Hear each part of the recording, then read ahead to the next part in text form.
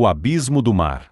Dizem que o mar não tem fundo, que abaixo das ondas, além da luz, além do silêncio, existe algo vivo, e que esse algo está acordando. Essa história não foi escrita em livros. Ela foi sussurrada em tavernas úmidas por marinheiros com olhos ocos, por pescadores que voltaram para casa sem os seus barcos, sem os seus amigos, sem conseguir explicar o que viram. É uma história sobre 5 pessoas que desceram até onde nenhum ser humano deveria ir, e sobre o que encontraram lá embaixo. A cidade de Maré Funda ficava na borda do mundo. Pelo menos era o que os seus moradores acreditavam. Construída sobre pilastras de pedra negra que mergulhavam direto no oceano, a cidade balançava com a maré. Suas ruas cheiravam a sal e peixe podre. Suas tavernas nunca fechavam. E seus habitantes tinham um costume estranho: nunca olhavam para o mar de noite. Ninguém perguntava por quê. Todo mundo já sabia. Há 3 semanas, os barcos de pesca estavam voltando vazios. Ou não estavam voltando. Foi nesse cenário que os 5 chegaram. Teron, o guerreiro, entrou na taverna o anzol partido com a capa encharcada e o maxilar cerrado. Ele carregava uma espada tão velha que a empunhadura já tinha perdido a cor original. Ele não era alto. Não era bonito. Mas havia algo nos seus olhos que fazia as pessoas desviarem o olhar, não por medo, mas por respeito. Teron tinha servido ao rei de Valdrat por 12 anos. Tinha lutado em 5 guerras. Tinha enterrado 43 companheiros. Ele não estava aqui por glória. Estava aqui porque, 3 semanas atrás, um dos barcos desaparecidos tinha o nome do seu irmão mais novo na lista de tripulantes. Sela, a ladina, já estava na taverna quando ele chegou. Sentada num canto escuro, com um copo de vinho quase intocado na frente, observando tudo. Ela tinha cabelos negros cortados rentes e uma cicatriz fina no queixo que ela nunca explicava. Sela cresceu nas ruas de uma cidade portuária diferente, aprendeu a sobreviver antes de aprender a falar direito, e desenvolveu um talento assustador para desaparecer em lugares onde não havia sombra suficiente para isso. Ela estava em Maré Funda por dinheiro.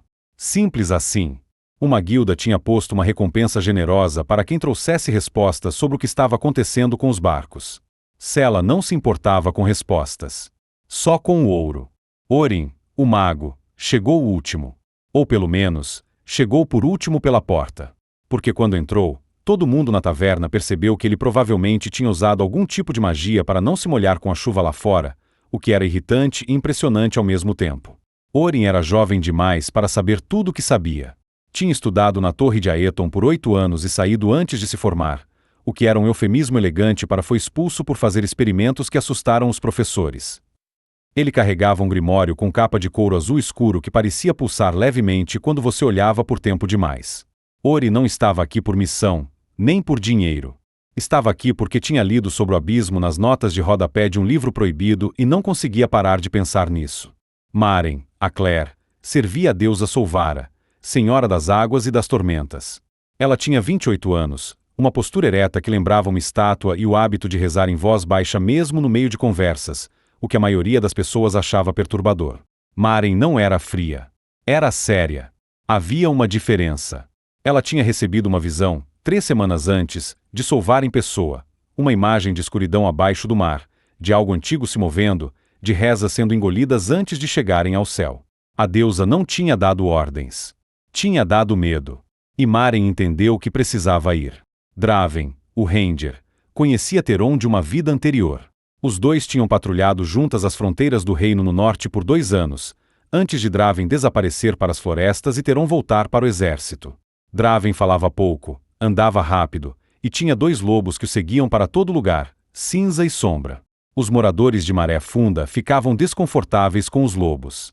Draven ficava desconfortável com os moradores. Todo mundo estava desconfortável. Ele estava aqui porque Teron tinha mandado uma carta, e Draven sempre aparecia quando Teron mandava uma carta.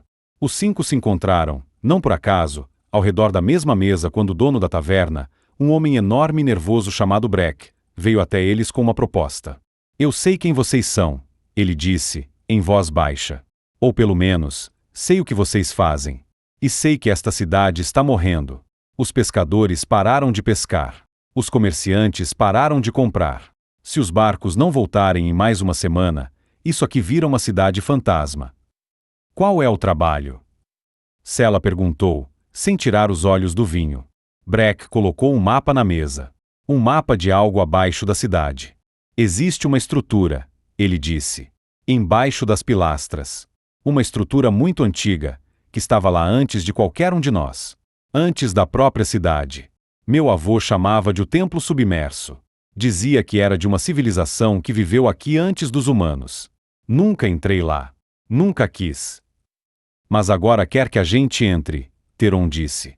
Os pescadores que desapareceram foram vistos indo naquela direção. 3 noites atrás, alguém ouviu cânticos vindo debaixo das pilastras. E ontem, Breca baixou ainda mais a voz. A água ao redor da cidade ficou preta por 2 horas. Não escura. Preta. Como tinta. Orin se inclinou para a frente, os olhos acesos. Maren fechou os olhos por um segundo, rezando. Draven olhou para os seus lobos, que estavam encolhidos nos cantos, com as orelhas baixas. Eles desceram de noite. As escadas eram antigas, esculpidas na própria pedra das pilastras, cobertas de limo e cracas. A tocha de Theron mal iluminava 2 metros à frente. O barulho do mar era constante, mas quanto mais desciam, mais o barulho mudava, de batidas de onda para algo mais parecido com respiração. Isso é normal? Sela perguntou. Nada disso é normal, Orin respondeu, com um tom que era mais de fascínio do que de medo. O templo estava 20 metros abaixo da linha d'água. O que não fazia sentido. Estava seco. Ou quase seco. As paredes transpiravam umidade, e havia poças no chão que refletiam a luz de um jeito estranho, como se a luz estivesse atrasada um segundo. As paredes eram cobertas de inscrições. Orin ficou paralisado ao vê-las. Isso é Akari, ele disse. Uma língua extinta. Pré-imperial. Não existe em nenhum livro publicado. Você consegue ler? Maren perguntou. Partes. Ele passou os dedos sobre os símbolos. Fala sobre um Deus. Não um Deus comum. Um Deus que existia antes do oceano. Um Deus que é o oceano. Ou que está preso nele. Preso, Theron repetiu. E alguém está tentando soltá-lo. Foi então que ouviram os cânticos. Vinham de um corredor mais fundo, onde a luz da tocha não chegava. Eram vozes humanas, mas sincronizadas de um jeito que vozes humanas não deveriam conseguir ser. Como se fossem uma só coisa com muitas bocas. Draven sinalizou para os lobos ficarem para trás. Eles obedeceram, mas tremiam. O corredor abria para uma câmara enorme, tão grande que o teto sumia na escuridão acima. No centro, havia um altar de pedra negra, e ao redor dele, 12 figuras encurvadas, usando mantos que pareciam feitos de algas e pele de criatura marinha. Entre elas, ajoelhado no altar, estava um homem que Theron reconheceu imediatamente. Edric. O nome saiu antes que ele pudesse segurar. O homem no altar virou a cabeça, mas os olhos dele eram completamente brancos. Eles são cultistas, Maren disse, baixinho, a mão apertando o símbolo de Solvara no pescoço. Estão invocando algo. Precisamos parar isso agora.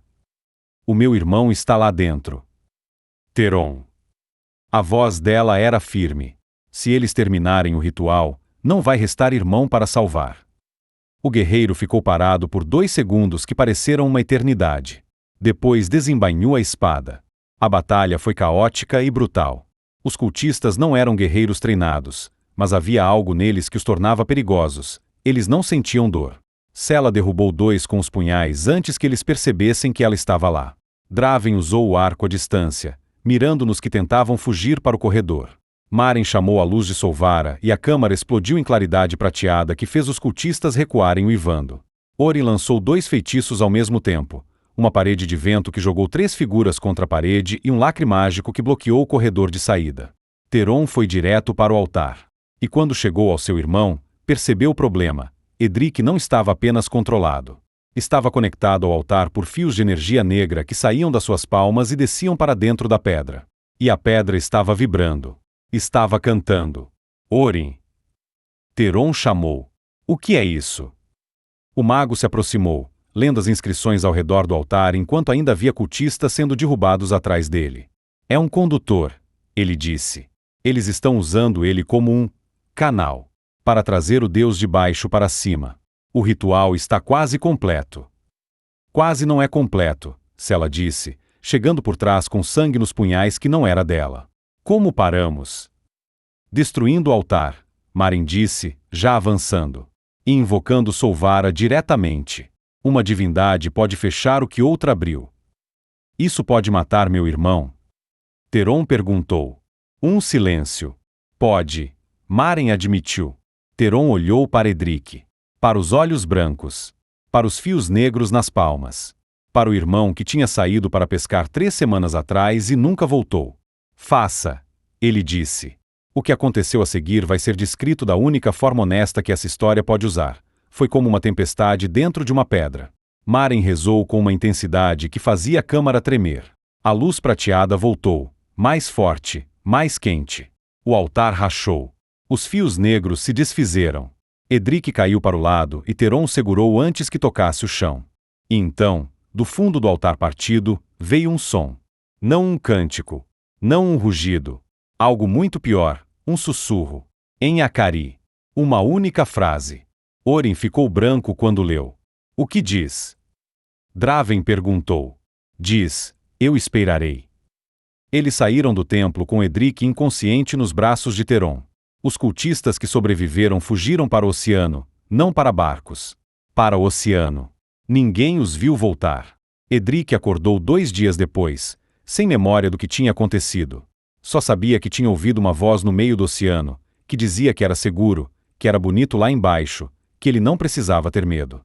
Os barcos voltaram a pescar em maré funda. A água voltou a ser azul. Mas Orin ficou na cidade por mais uma semana, traduzindo todas as inscrições do templo antes que ele fosse selado. O que ele encontrou o manteve acordado por noites. O Deus preso no abismo não tinha nome que língua humana pudesse pronunciar.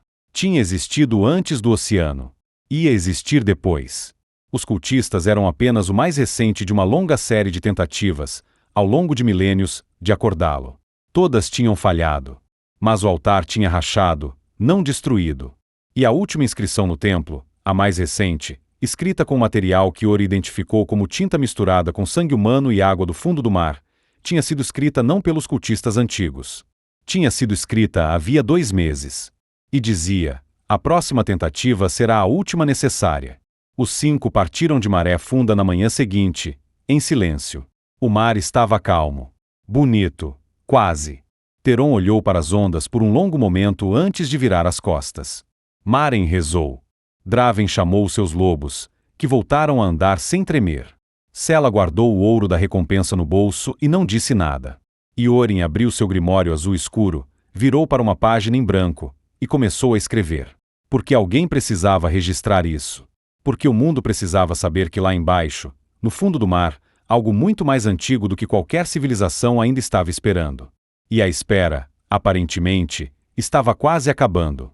Se você quer saber o que acontece quando eles encontrarem o Deus do Abismo, se inscreve no canal.